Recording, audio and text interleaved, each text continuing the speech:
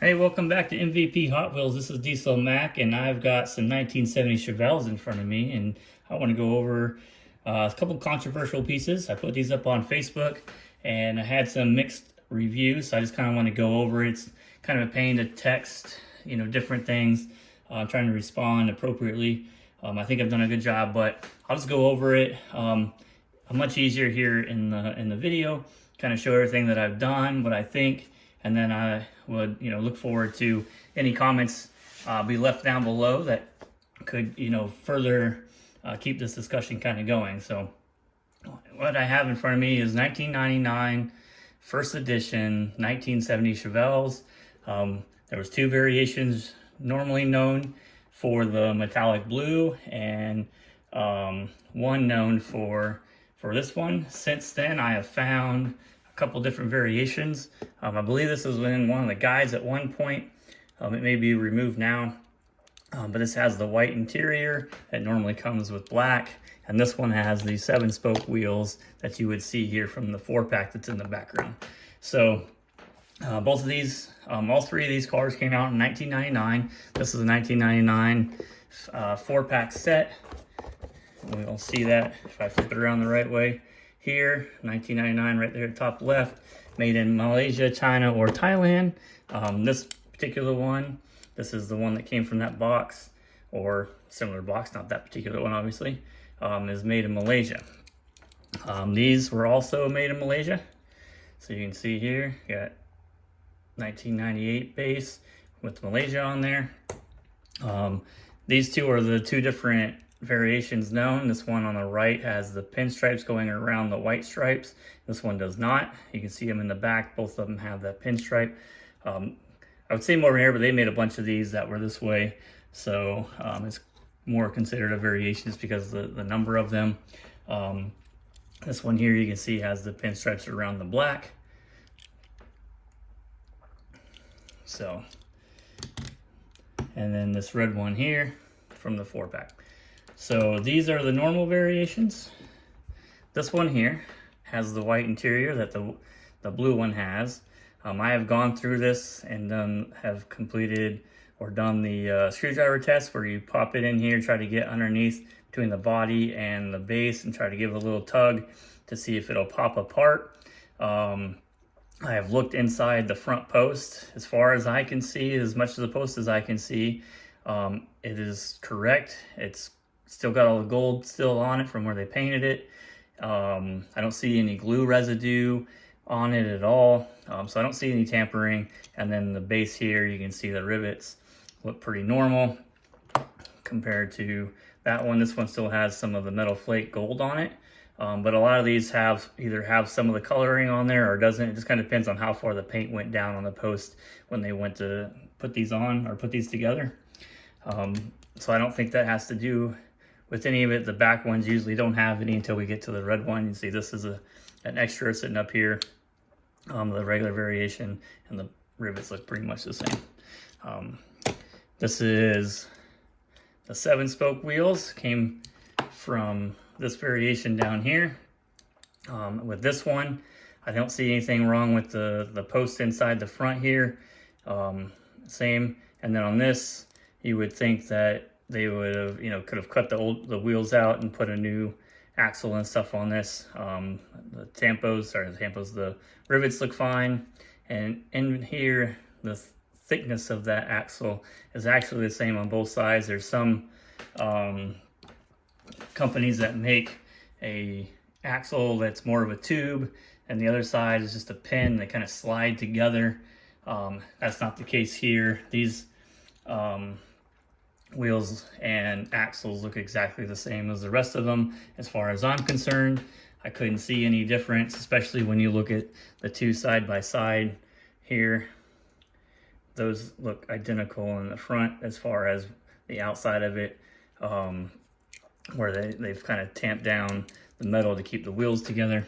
So, but here's an example of how they would normally, or how some people have gotten by to create the white interior one, is they'll drill through a body where the front and rear rivets are, and then they'll drill through on a separate car to the bottom. So on the one they drill to the top, they're going to keep the base just like this, right? So they drilled through the top, they'll do it on another one, and now you have this where they cut down the post, but where they drilled down and removed it, and now they have glue sitting inside here to keep that bottom rivet looking legit. And then same thing on here, you'll put a little glue to hold that together. The reason I found out, or how I found out about this particular car, I bought this in package. Looked legit, sitting there just like this. You can see it doesn't have any issues with how the base and the body sit together. And I opened that package, put this car in a display case, and when I went to go move around some cars, this particular only car fell out was this one. It fell out and it hit the desk and exploded apart. The other thing you can see here is this being supposedly the tough, black interior for this particular car. They have painted it. So I'm extremely cautious when I go to buy transition piece cars, because they are commonly faked to entice somebody to pay a little extra for it. People don't mind having a faked car. I could think of a couple cars, so some like the Toys R Us super van or something you might want to have fake, because it's extremely rare and hard to find, especially in good condition, especially the black wall variation, right? There's a bunch of cars out there that it's just not enough of them to go around, and so they fake them so people can basically put them as a slot in their collection and stuff. So I do not do that. I didn't purchase this on purpose, knowing that it was fake anyway. So I still have to go find one. It took me a couple years to get to a point where I bought that one. So I still have to find a real one. It's also been brought to my attention that somebody has shown a picture of one with 5-dot wheels instead of the 5-spoke wheels. It's in package. So I think things, as they go through the assembly line, if there's something available to the person that's at that station, they'll use it. Especially if you were to run out of, in this case, black interiors and you still had some white ones, or maybe you were, the opposite of that, right? Where you just had a couple of white interiors left and you're like, well, what are we gonna do with them? Well, we'll go ahead and throw this because we've already, got rid of all the blue bodies. They've matched up to the same number of interior parts, right? So if they make 1,000 white interior parts but make 900 blue bodies, there's going to be 100 extra white interiors that have to go somewhere. And like any company, you don't want to just waste materials. You're going to want to use them, and there's no harm in putting them in the different car. It still looks good to me, right? It doesn't look outrageous or anything like that. So same thing with the tires, right? Could have been on a base slated for this car and they just matched it up to the wrong one already, or the wheels were in the same vicinity of the guy assembling it and put those wheels in there. So I'm up to I'm up for any discussions about them. I think they're legit. I'm about 99% sure that they're legit. It was said that this came from, the collector that had this said he got it from Kmart and opened it himself. But that is through one extra person, right? So I got it from a guy who said he got it from the guy that said he got it from Kmart. So it's a little, stretch to believe all that. It's hearsay, basically. Another person has pointed out that this was Kmart only, so there may be something to it. That kind of collaborates that story. This one I've never seen any others so far, but I've also never seen that 5-dot that the guy showed on the Facebook post. So like I said, 99% sure these are legit, right? If there's something I could do to test them without breaking them, because I obviously don't want to destroy them if they're legit and break them apart and find out that they were real.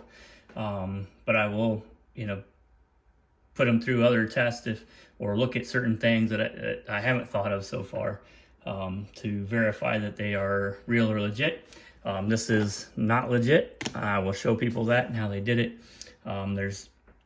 I've got a couple other examples that I've been duped on in the past. not as clever as that one kind of was. A little bit easier to detect, but it was, you know, early on in my collecting, and I hadn't gotten burned before, so it was just a lesson learned, basically. But anyways, put what you think down in the comments, and I'll have other pieces that are kind of controversial like this. I've got some mini trucks that have different windows in them or different wheels and bases and stuff. So they're transition pieces. I think, you know, every time you have, you know, one car transitioning to the next, you know, major variation like this does, you know, these two did, you know, from one to the next, you could have parts, you know, used from one on the other.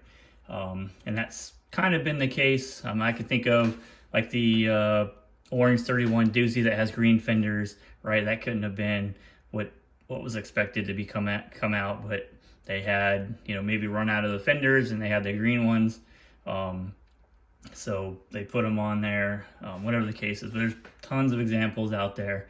I have one great example of the Nissan truck or Nissan hardbody. I have a video of that already here on YouTube. You can look at that one. A bunch of transition pieces for that vehicle as well. So again, throw them in the comments. Let's see what we can come up with. If you have some of these, right, look at those front posts, look at the axles. You know, be very skeptical in buying these, as I was when I bought these, knowing that they would be trying to fake these cars, especially a Chevelle, a very popular car throughout the time. So just be cautious what you're getting into. If it has there's any question, right, think about who you're buying it from or where you're buying it from. If you don't know them personally or don't know that they're, you know, collect, and people make mistakes. Like I would have sold this if I were to sell cars that I didn't, you know, I had extra. If this was an extra and I were to sell or trade it, I wouldn't have known that this was fake, right? And I'm pretty good at looking at everything and determining whether that's the case. I got duped on that one. It was in the package. You can't really do any tests in there. If you open it, right, then the value kind of goes down. So the only way I knew that one was faked is after, you know, it fell basically onto the desk. So just be careful and just kind of question it. And, you know, if it happens, it may not be the collector that you bought it from. It could be that they got duped and they couldn't tell. So don't always go after the first person that you bought the car from. But anyways, there's an example of some very controversial pieces. And hope you enjoyed the video. If you did, hit that like button. I'll be making more videos. If you have things that you want to see or want to talk about and I could do a video of, post that down in the comments. I'll see if I can put together, you know, some cars and info for you for that particular case that you may have. But again, thanks for watching, guys. All right, bye.